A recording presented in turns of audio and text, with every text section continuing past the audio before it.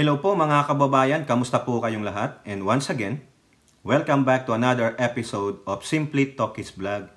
Pag-usapan naman natin mga kababayan, yung mga ibang kaganapan sa ating bansa, tulad po nung isang bill na ipinasa po ng mga nandiyan po sa Quadcom, hindi tulad nung ibang sinasabi ng mga minions ng mga Duterte na walang silbi yang hearing sa Quadcom. Meron po, nakapagpasa na po ng sila ng ilang bill. Una, yung pagsisequester sa mga ari-arian ng mga illegal pogos. At eto naman yung kasunod mga kababayan. At ganun din po, meron na pong desisyon ang Supreme Court diyan po kay Attorney Rowena Guanzon. May issue po yan. Oo. At isasama rin natin mga kababayan, ito pong plano, ng PNP tungkol po sa paglaban sa illegal na droga. Ito po with the supervision, with the yung collaborative effort ng Pangulo, ng DILG, ng DOJ at PNP. I think na-i-vlog na natin ito.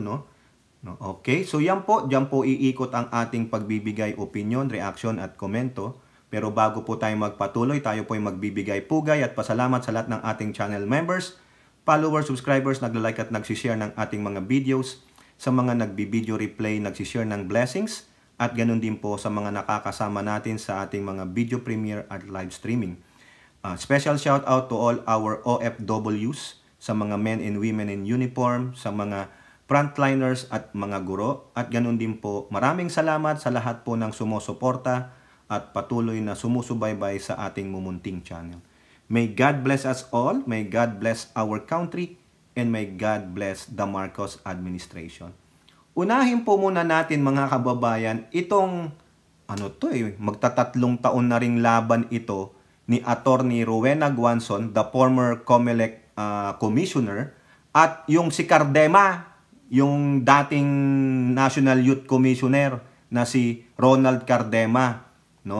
Ayan, kasi po itong si Ronald Cardema dati, I think nung Duterte Youth pa yata ito, nag-file po ito ng TRO para pigilan po si Attorney Rowena Guanzon na maupo bilang representante ng isang party list. Kasi ang contention, bawal po yung ginawa ni Attorney Rowena Guanzon.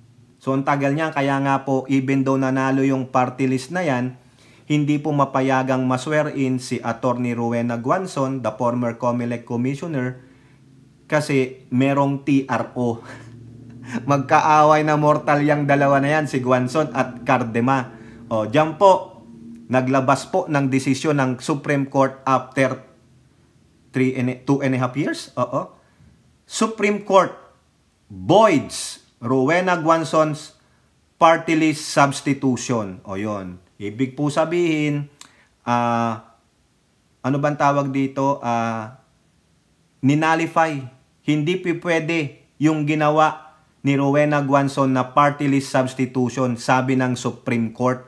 Ayan, yan po yung balita sa Philstar Global. Nagdesisyon po sila. Kaya nagdemandahan ito kasi yung party list ni Rowena Guanzon ay P3 PWD.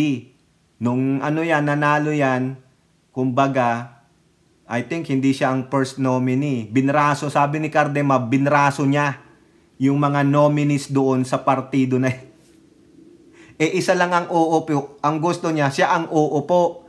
Kaya yung tatlo, yung first, second, and third, nag-resign. Kaya siya ang pinalit. Sabi ni Cardema, mali po yata yan. Kaya nag-file siya ng TRO sa Supreme Court. Ayan.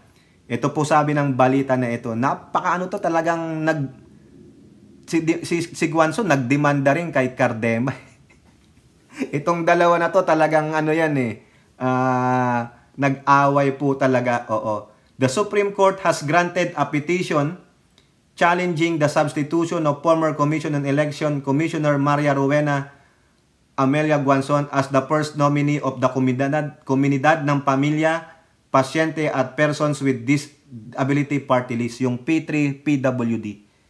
In a 42-page decision, ang haba nito, promulgated on August 20, tagal na pala. the High Court declared null and void. Oh, null and void na po. Wala. Scrap. Oo. A COMELEC resolution that allowed Guanson's substitution to the party after its election victory in 2022. So, yung palang resolution ng COMELEC na inaalaw yung substitution ni Guanzon, sabi ng korte, null and void yan. Oo, hindi pwede. Oo.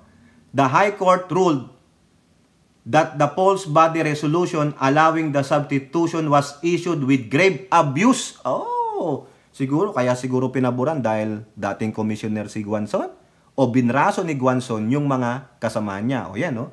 With grave abuse of discretion as it permitted substitution beyond the COMELEC's deadline. Ay, kayo pala COMELEC ang mismong nag-violate ng inyong grabe para lang mapaboran si Guanzon. Buti nga't nahuli kayo. No? Gago tong si Guanzon mga kababayan. No, tayo pong mga Marcos supporter at yung mga Marcos loyalist.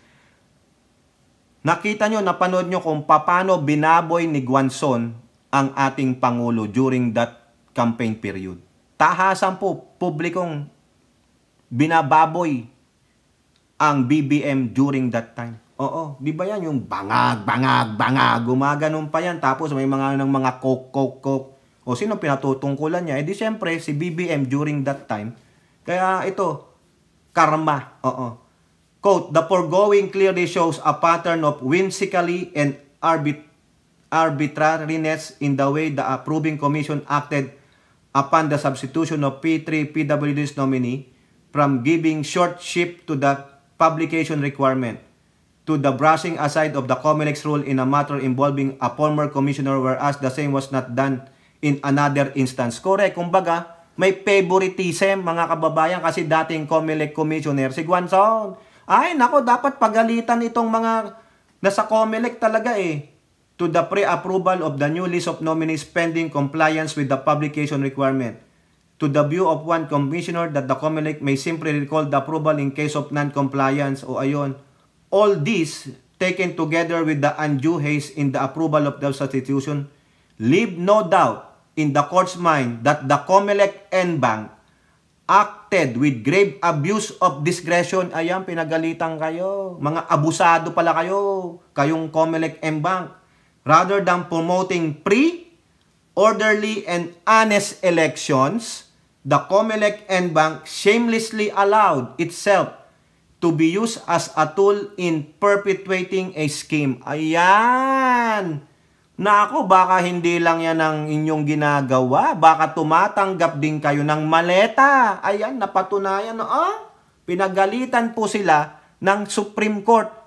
Grave abuse of discretion. Ayan. This court will not deign to legitimize its act. O yan, pinagalitan talaga sila.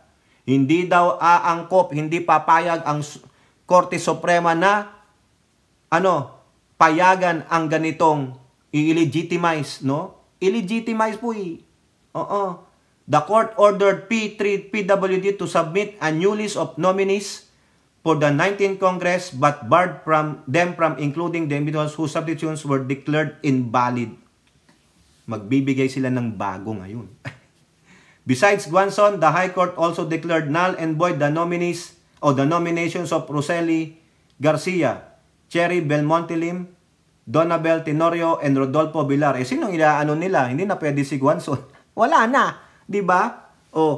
The court dismissed the indirect contempt charge filed by Guanzon and the Duterte youth against each other, citing lack of merit and procedural defects. As of yan. Wala. Indirect contempt wala. Dismiss yun. Pero, talo si Guanzon. Tanggal po siya. Binoid po yung substitution ni Guanzon. Hindi na siya pwedeng inominate ulit nung partidong P3 PWD. Inuutusan yung P3WD na mag-submit ng bagong list of nominee for the 19th Congress. But barred from them, including them. Yari, wala. Yung pinapangarap ni Guanzon na maging congresswoman, wala na. Hanap ka na lang ng iba mong party list, Guanzon. Nang dahil kay Cardema, bye-bye. Hindi na po siya pwedeng inominate nung partido na yon na P3PWD. Sorry. Ha? Okay, labas tayo diyan kay Guanzon. Nako, na-dismiss pa yung kinaso niyang indirect contempt kay Cardema. Ganon din si Cardema. So, quit sila doon. Pero naka 1-0 pa rin si Cardema kay Guanzon. Bawi-bawi na lang next time, Guanzon, ha? Ayan, babay muna, wala. Ang sabi pa ni Guanzon noon kay speaker, no? Hindi pa speaker si ano noon, sabi niya, I will be a good asset to you. Naalala niyo yun nung, di ba, sa isang forum, nandun siya, no? Tapos dumating si Sandro Marcos, kinamayan siya, nabigla siya. Anak ng presidente, kinakamayan siya. Binabo yung tatay niya. Wala lang. Ang sabi niya lang, napakagalang na bata. Di po ba? Di ba? Binaboy-baboy ang tatay nung election. Sabi naman, election lang yan. Ganyan talaga. Nilapitan siya, nabigla siya. Ito po, yung sinasabi ng mga Duterte minions, yung mga leakers of brown starfish, ito po, no? Yung sinasabi nilang wala daw nagawa o nagagawa yung Quadcom. Puro lang pag-waste ng taxpayers' money. Pangalawang bill na itong ipinapasa ng Quadcom, no? Yang committee nila Ace Barbers, Abante, Paduano, Fernandez, Pimentel, kasama diyan sila Luistro, The Young Guns, ayan po, no? Ito naman yung bago. Bill canceling fraudulent birth certificates of foreigners filed in-house. Ayan, mabuti nga. Baka pati yung mga late registration, ayusin nyo yan. Diyan nayayari tayo sa mga tsekwa. Lalo na yung mga tsekwa dyan. The leaders of House Quad Committee on Wednesday filed a bill seeking to cancel birth certificates fraudulently obtained by foreign nationals, including those involved in illicit drug operations and other criminal activities related to Philippine offshore gaming operators.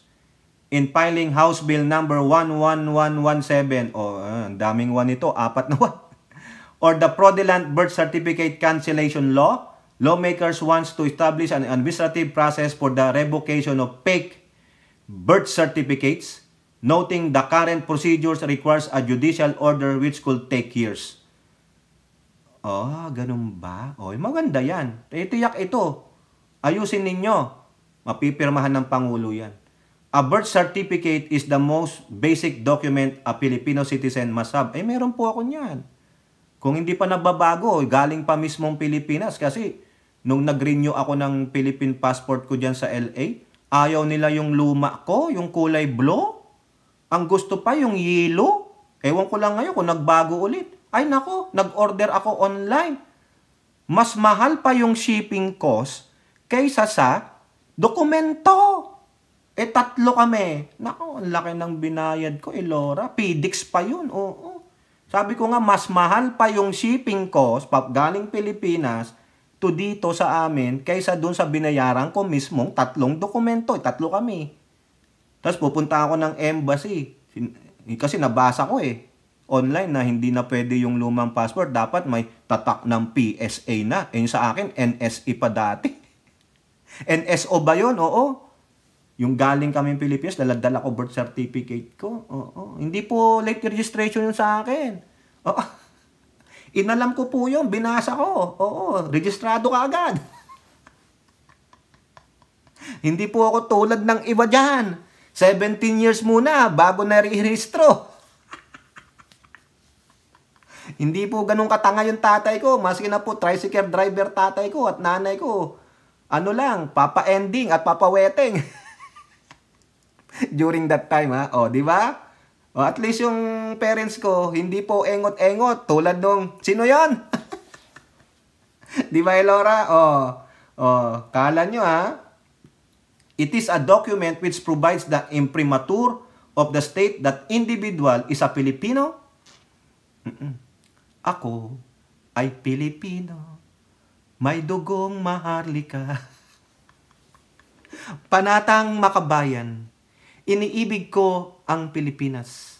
Ako'y kanyang kinukupkup. Ayan ang natutunan ni Alice ko. Kinukupkup nga natin siya, pero lumayas ka. Kayong mga inchik, Diyan, sa Davao, ang dami. Papagawa ng mga birth certificate, mga hinayupak din yung mga iba nating mga kapwa Pilipino na nagpapagamit sa ngalan ng pera. Ayan, oo. And opens to the individual vast opportunities and available to foreigners, such as practicing a profession, pursuit of certain businesses, or even to run for public office and magkaroon ng property. Oo. Di ba? Oh. House Senior Deputy Speaker Dong Gonzales Jr., Deputy Speaker J.J. Suarez, Quad Chairperson Barbers Abante, Fernandez, Paduano, and Quadcom Vice Chairman Romeo Acop filed the measures. Correct? Under the bill, a special committee for the cancellation of fraudulent bill certificates will be created. It will be tasked to investigate complaints, subpoena evidence, and issue decisions on fraudulent certificates within 30 days of receiving evidence. Oh. It will be headed by the PSA Authority General Registrar General with the DFA, DILG, DOJ, and Office of the Solicitor General as its members. Buti naman po yan. Tama po yan. No? Ito pa sabi dito. Complaints can be filed by any legal aid citizen or law enforcement agency and must include specific evidence such as the name of the foreign national, the fraudulent birth certificate's details, and the circumstances of its acquisition. The foreign national would have 15 days to respond to the complaint, after which the committee will conduct hearings and decide based on substantial evidence. Decisions will be immediately executory but could be appealed to the office of the president, which must resolve the appeal within 30 days. So, ayan ha. Oh. Okay. Ito po yung una. Oh, pangatlo na pala to. Sorry ha. Pangatlo na palang bill itong ipinasa ng Quadcom. O kayong mga dutae dyan, ha? Yung mga leakers of brown starfish ng mga Duterte.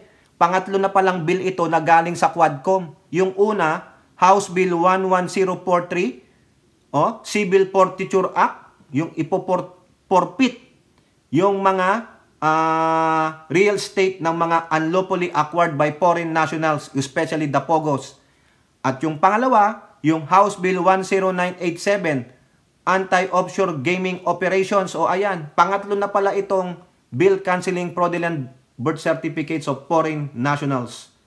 Tatlo na Yung mga nagsasabing walang nagagawa, ayan. Tulad ni Alvarez na pinapatigil na daw yung Quadcom kasi wala naman daw silbi. Ikaw ang walang silbi dyan. Alvarez sa lower house. Wala ka nga sa plenary, absent ka nga daw sabi ng mga young guns Wala ka sa hearing kung saan committee meron ka. Di po ba? Now, labas tayo dyan. Punta naman tayo sa PNP. Di ba? Wala tayong Duterte ngayon. Pero damay sila, no? Okay? Para iba naman, hindi puro tayo Duterte. Yung nagaganap sa ating bansa. Ito po, pursuant to the ng ating Pangulo, gustong mangyari ng ating Pangulo tungkol sa laban sa illegal drugs. Yang anti-illegal drugs na yan. Dati, tayo, yung holistic. Hindi tayo yung at the end of the loaded of the barrel gun. O ganon. Di po ba? Holistic meaning, hulihin, kasuhan, pag guilty, ikulong. Tapos, i-rehab. I-rehab yan. Kasama na dun sa kanilang pagkakakulong ang rehab. Tapos, ibalik sa society kung buhay pa sila. Kasi you never know what happened during the rehabilitation center, rehabilitation process. No, at least holistic. Wala tayong sa human rights. Ayun din ang ina-avoid ng Pangulo.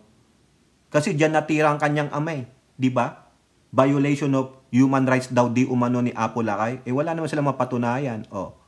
Dito, inaalagaan pa rin ng Pangulo ang human rights ng mga biktima ng droga, yung mga na-addict, biktima ng circumstances ng droga dahil nagtulak dahil gawa ng kanilang financial at economic situation. At itong mga drug lords na ito, dapat talaga may masampulan. Alam nyo ba na nagkaroon din ng itong DILG, DOJ, PNP at iba pa, pati ang Pangulo na gusto talaga nilang makakuha ng big fish. Kaya nga yung mga high-valued mga drug personalities, inmates, ilalagay po sa ibang lugar I don't know kung Mindoro o Misamis. Nabasa ko po sa isang report. O ngayon, ngayon ang sinabi ni PNP Chief Marbil? I think si Secretary Rimulya nandito din to si DILG. Hawak niya ang PNP, under niya. Gamitin na lang natin ito sa Manila Bulletin. PNP, starts drafting human rights-based anti-illegal drugs campaigns. Human rights-based. Kuha nyo? Di ba? The Philippine National Police has started recalibrating its strategies in the campaign against illegal drugs, which it said it will be anchored on respect for human rights. Di ba? Kita nyo yan? Hindi tulad nung kay Duterte. Pag droga ka, addict ka, pusher ka o what, maliit ka lang, dedo ka na, sasabihin, nanlaban. Ini-encourage niya pa nga eh. Sabi niya, sige, encourage nyo. Manlaban para wala na akong problema. Wala daw siyang problema. Okay lang, papatay niya yung tao, siya ang pumatay. Paano yung sa pamilya? Bayaran na lang natin ng 20,000 yan. Ganon. Mawala lang ang problema ko. Duterte doesn't have respect for human rights. Duterte doesn't have respect for human life. Mas gusto niya pang may tumutumbang kapwa niya Pilipino kaysa buhayin niya at i-rehabilitate niya. Sa kanya malaking problema ang mga Pilipino kasi hindi naman rin siya puro 100% Pinoy. Inchik po siya. Di ba? PNP Chief General Marbil said the new strategy dubbed as Anti-Illegal Drug Campaign Roadmap of 2024 to 2028 is aimed at intensifying efforts against illegal drugs while ensuring a humane and rights-based approach. O dapat dyan may isama kayong mga taga-human rights sa Commission on Human Rights. Dapat sa every operation ninyo na bypass o ganito, may kasama kayong human rights advocate para at least alam nila kung tama o mali yung ginawa ninyo. Kung may inkwentro man, sila ang makakapagsabi. Tama, mali. O kayo dyan, human rights. Para wala rin kayong problema, magpasama kayo ng 1 or 2 personnel na magko-collaborate na tama o mali yung ginawa ng operasyon ng kapulisan. Diba? Ito pa sabi ni PNP Chief Marbil, this roadmap draws on the hard-earned lessons from the past, acknowledging the sacrifices of thousands of police officers who bore the brunt of enforcement efforts, many of whom demonstrated unparalleled heroism in the line of duty. This roadmap is testament to our decision to processing or to protecting lives and upholding human dignity. It honors the heroism of our police force and aims to foster a safer drug-free Philippines. So ayan po, kasi ito po yun na imbestigahan po sa public order ng committee ni Dan Fernandez, no? Na may mga pulis din po na biktima nitong drug war ni Digong. Kumbaga, napuwersa po sila. No? Dahil sa pagsunod nila sa order, wala ka magagawa. Sabi, obey first before you complain, di ba? Ay yung iba natanggal sa pagkapulis dahil sila ang sinisi. Sila ang collateral damage. Anong ginawa ni Digong? Iniwan sila. Yung sinasabing tulong financial para sa mga litigations nila, iniwan sila ni Digong. Kung hindi pa mababalita, hindi pa magngangaw-ngaw itong mga kapulisan na ito, hindi siya magbibigay ng pera. Di po ba? Huwag na nating basahin lahat ito mga kababayan. Ito po yung patungkol para po rin po sa kapakanan ng mga pulis na nag-o-operation tulad ng bypass. Tama po yan. Human rights. Para walang masabi ang human rights advocates. Hindi, tinira nyo eh. Hindi naman nanlaban eh. Magsama kayo. Sa totoo lang, ako lang advice lang sa akin lang opinion. Sa Human Rights Commission, kung may bypass operation, kontakin kayo. Tawagan kayo ng pulis. Gusto niyo po bang magsama ng tauhan ninyo? Ito po ang protection ganito po ang gagawin. Magiging lang po kayo, parang correspondence po kayo para malaman nyo na tama po yung operation namin. Di ba? At least, marireport nila, hindi tama po. Kung may napatay man na suspect, marireport na ng human rights advocate. Di wala ng litigation. Di ba? Kung meron man, siguro, magdemanda yung pamilya may witness ka, ito po. May kasama po kaming human rights na trabahante. Sila po magpapatunay na legit po yung operation na kami po ay nagprotekta lang sa aming sarili, hindi po namin ini-JK. Di ba? Protektado kayo, ganon. Akin lang opinion yun. Para talagang maiwasan nyo yung mga litigation na, sinabi, nanlaban po yan. Sabi-sabi lang, wala na. Diba? Magsama kayo ng mga human rights advocate. Tingnan natin, isama nyo sa bypass, sa bakbakan. Pero protect them. Para naman, mananlaban eh. Okay na sana operasyon, bigla pong pumalag, walang magagawa. Na-threat po yung buhay namin.